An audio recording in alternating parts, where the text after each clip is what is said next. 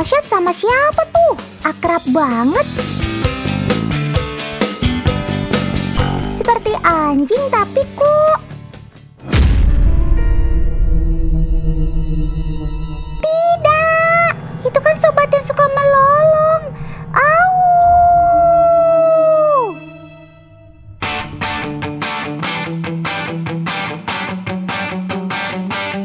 Walah, peliharaan Kalsyat memang selalu istimewa. Oke, Otaners, jadi ini namanya Chester. Dia adalah seekor serigala ya, bukan anjing. Dia ini umurnya baru 5 bulan tapi ukuran tubuhnya lihat gede banget. Tuh, 5 bulan segede gini. Ini Chester itu asli dari wilayah Kanada. Namanya itu Timberwolf. Keren ya? Teman, serigala muda memiliki energi besar yang harus tersalurkan loh. Jika tidak, tentu bisa merusak mentalnya di kemudian hari. Lihat aja tuh, pecicilan banget kan si Chester, sampai Kalsyat kewalahan. Kalau gitu, gimana kalau kita tantang Chester adu lari? Gimana? Ide Otan keren kan?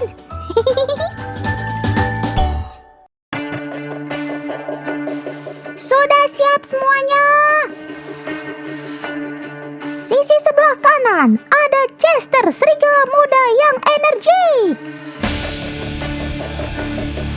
Sisi sebelah kiri ada Poka, si anjing husky yang terlatih. Siapakah di antara keduanya yang lebih cepat sampai di garis finish? Mari kita saksikan bersama. Keduanya nampak tidak mau kalah, teman. Tapi Chester terlihat sedikit kebingungan sehingga salah arah. Mau kemana, Sob? Itu Kalsyat udah nungguin kamu loh. Oke, Otaners, jadi karena Chester ini di tempat baru, wilayah baru, jadi dia nggak bisa begitu fokus karena dia masih adaptasi dan juga beda sama anjing yang dilatih itu Poka. Dia lebih pinter, bisa ditinggalin dengan keadaan duduk. Kalau Chester masih harus pegangin dan ketika dipanggil dia nggak lurus larinya tapi masih zigzag. Sedangkan kalau misalkan Poka langsung lurus ke ownernya. Keren. Ayo kita coba sekali lagi ya Chester. Kali ini kamu harus fokus. Come on, kamu pasti bisa. Sudah siap semuanya? Go! Percobaan kedua kali ini cukup mengejutkan, teman. Chester sudah bisa lebih fokus terhadap Kalsyat. Ia terus berlari lurus dan tidak terganggu dengan sekitarnya.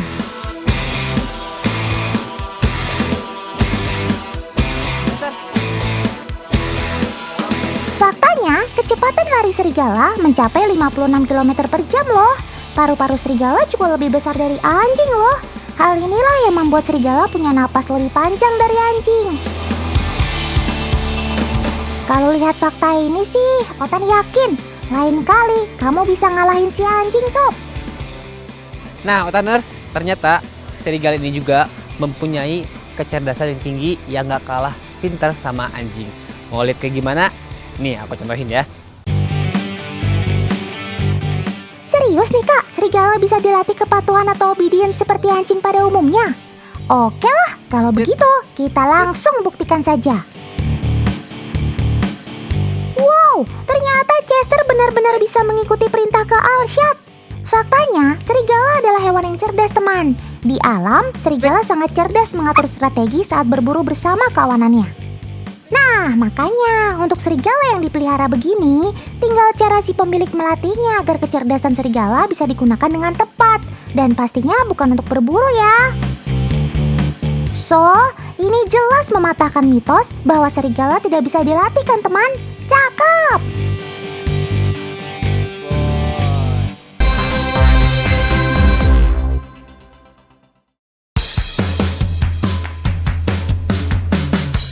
Ini manusia atau ikan sih? Kok berenangnya bisa jago begitu? Oh, pantas saja. Ada alat bantunya, teman. Ini yang dikenal dengan nama subwing.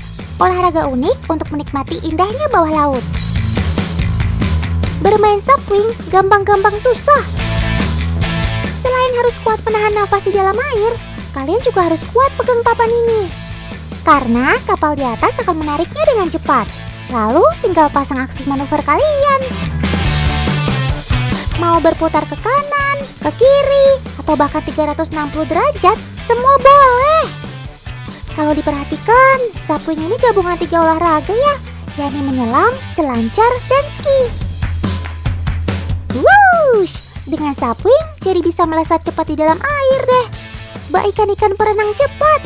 Bisa minder Sobat Otan kalau melihat kakak-kakak ini. Wait, si perenang cepatnya muncul nih teman. Yap, 100. Dia adalah yellowfin tuna alias tuna sirip kuning.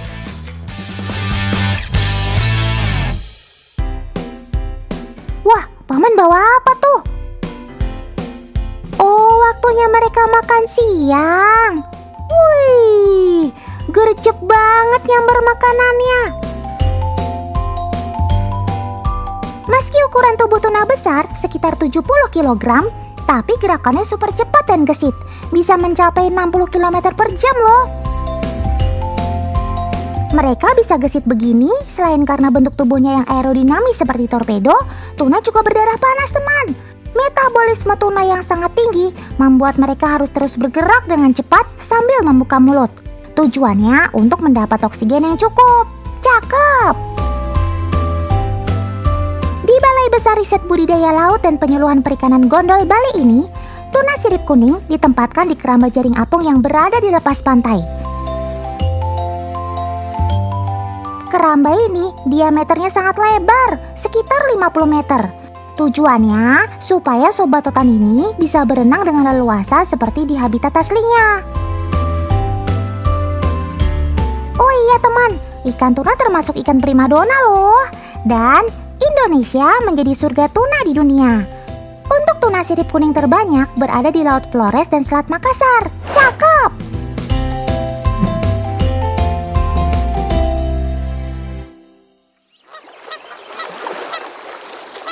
Otan mau melipir ke tengah laut, mau ikut paman mancing ikan tuna sirip kuning.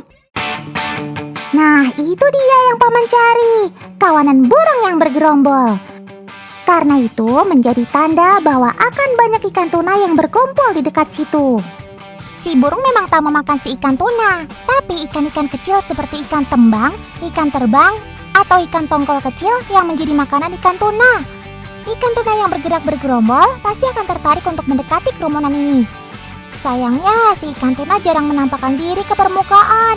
Nah, paman nelayan membutuhkan satu tanda lagi untuk menandakan keberadaan ikan tuna ini. Ya, itu dia, kelompok lumba-lumba. Biasanya si lumba-lumba akan senang juga mengejar anak-anak ikan tuna yang ikut dalam kawanannya. Bagi lumba-lumba, tuna adalah makanan lezat yang bergizi. Loh, kok paman malah keluarkan layang-layang?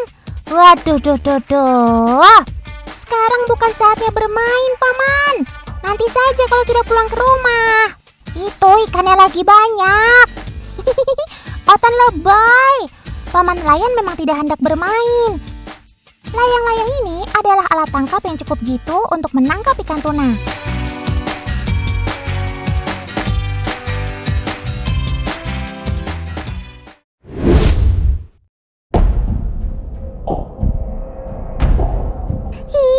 Ada siapa itu? Kok bentuknya serem gitu sih? Seperti anakan alien. Tapi emangnya alien bercapit ya?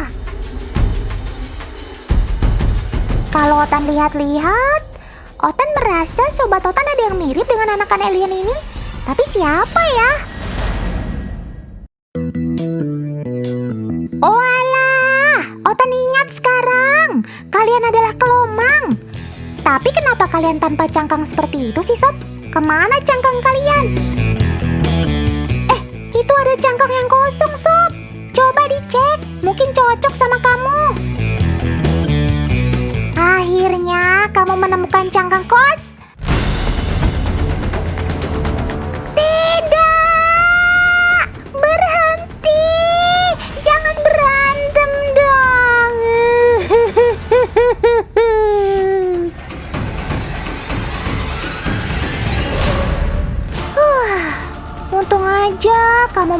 Wah sob, Otan takut banget kalau terjadi pertumpahan darah.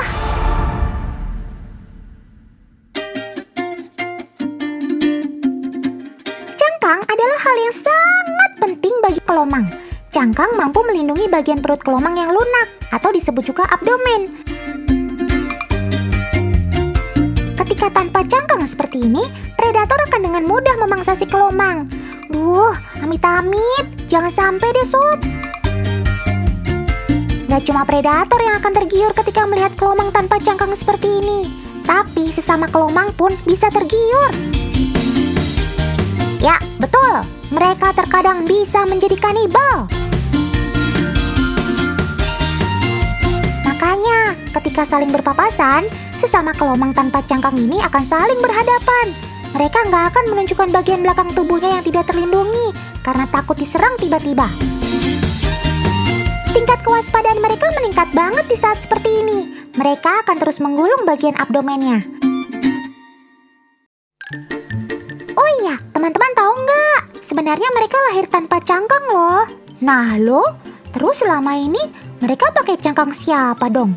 Saat lahir, mereka tidak memiliki cangkang seperti sekarang.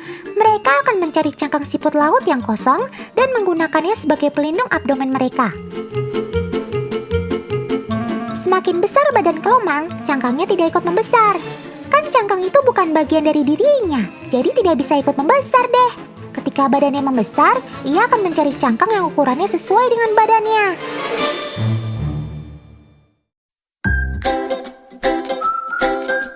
Nah, kalau yang ini sih jenisnya kelomang darat.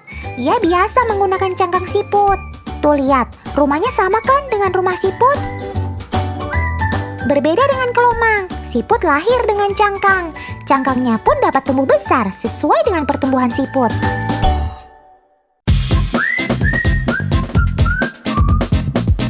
Wow, cantik-cantik ya sobat Otan ini. Ada yang cangkangnya berwarna hijau, ada juga yang bentuknya seperti batu karang. Gemas banget. Semua cangkang ini bentuknya dan ukurannya bermacam-macam. Dalam bahasa Inggris, sobat dari keluarga Crustacea atau udang-udangan ini disebut dengan hermit crab. Jika diartikan ke bahasa Indonesia, hermit crab artinya kepiting pertapa. Ia disebut kepiting pertapa karena ia suka mengembara dan tinggal sendirian di dalam cangkangnya. Unik juga ya namamu, sob.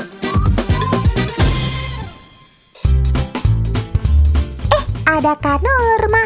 Pasti lagi mau melukis nih. Apa? Otan gak salah lihat tuh. Kak Nurma lagi mewarnai cangkang kelomang. Waduh, gawat nih. Gak boleh dibiarkan. Loh mbak, kok kelomangnya dicat ya?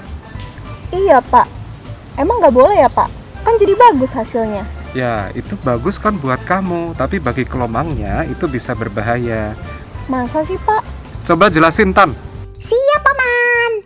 Jadi begini Kak Nurma dan teman-teman di rumah. Cangkang kelomang memiliki pori-pori yang sangat kecil. Fungsinya untuk sirkulasi udara. Kalau dicat seperti ini, pori-pori cangkang akan tertutup. Jadi, kelomang-kelomang malang ini akan kepanasan deh. Betul kata Paman Felix. Belum tentu cat yang digunakan aman untuk si kelomang. Kalau catnya luntur terkena air dan airnya terminum, pasti akan mengancam nyawa si kelomang. Serem banget.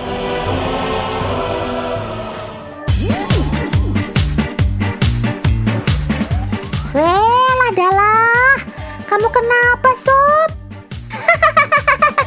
Otan tahu nih, kamu pasti kebesaran cangkang ya?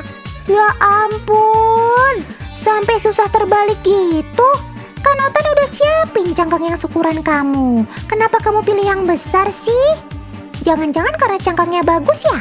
Otan saranin, mending kamu pindah deh sob, daripada kamu ribet sendiri gitu. Ada-ada aja ya. Makanya, kalau milih rumah yang sesuai dengan kemampuan aja sob. Yang ringan-ringan aja. Percuma kan, bagus tapi kamu gak sanggup bawanya.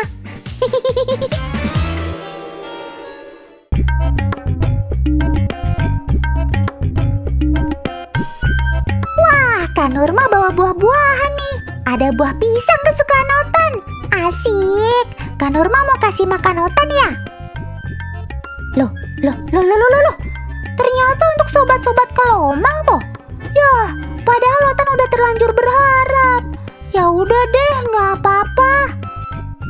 Sobat kelomang adalah pemakan segala alias omnivora. Ia juga suka buah-buahan. Kira-kira dari 4 buah ini, mana ya yang paling dia sukai? Ya, mereka mulai memilih. Wah, ternyata semua malah merapat ke mangga. Usut punya usut, mangga adalah buah yang paling harum di antara semua buah ini. Makanya mangga jadi yang paling menarik perhatian. Ternyata penciumanmu bagus juga ya. Asik. Pisangnya buat Otan ya, Sob.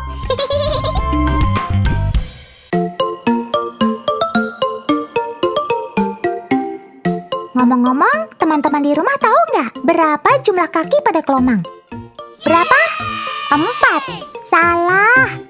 6. Salah. Hah? 12? Hampir betul. Jawabannya adalah 10. Tiap kaki memiliki fungsi yang berbeda-beda. Sepasang kaki depan berguna untuk makan. Tuh lihat, kaki kiri untuk memegang makanan, kaki kanan untuk menyuapkan makanan. Nah, sepasang kaki kedua dan ketiga digunakan untuk berjalan. Walaupun dengan posisi terbalik seperti ini, ia sama sekali tidak menggunakan sepasang capitnya untuk berpegangan. Keseimbanganmu kuat juga, Sob. Padahal medan yang kamu lewati cukup kecil. Salut deh Otan sama kamu. Nah, sedangkan kaki keempat digunakan untuk keluar masuk cangkang. Dan pasangan kaki terakhir, yaitu pasangan kelima, digunakan untuk membersihkan cangkang dari kotoran.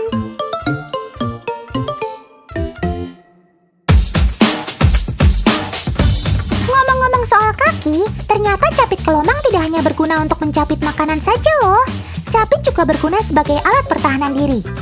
Mari Kak Nurma, kita buktikan kekuatan capit si hewan tropis dan subtropis ini. Wah, cangkang yang keras langsung dipecahkan begitu saja. Luar biasa. Capitmu sudah kayak tang, Sob. Gak kebayang deh kalau tangan Otan yang kena capit. Pasti akan sakit banget. Jangan capit Otan ya, Sob. Tuh, teman-teman di rumah juga hati-hati tercapit ya kalau pelihara kelomang.